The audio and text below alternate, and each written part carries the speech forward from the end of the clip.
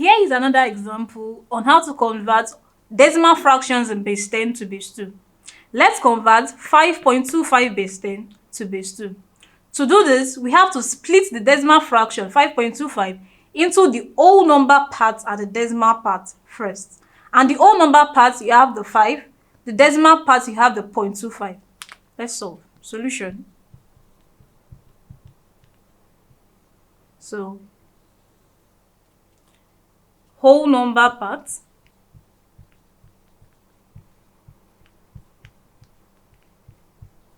then here the decimal part.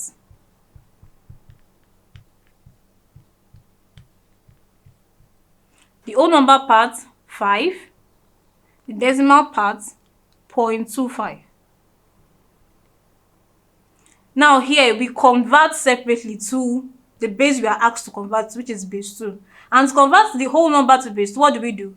We divide repeatedly by 2 until further division is no longer possible, then read the remainders upwards. So we draw a table, we place our 2 here and we divide. 5 goes in 2, we have 2, remainder 1. 2 goes in 2, we have 1, remainder 0. 2 goes in 1, you have 0, remainder 1. Read the remainders upwards. So you have 1, 0, 1, base 2. Now for the decimal part, you multiply by the base 2 until you get 0 or a periodic number. So let's start.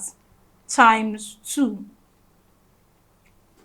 5 multiplied by 2, we have 10. So write 0, you take 1 to this side. 2 multiplied by 2, what do you have? 4 plus 1, you have 5.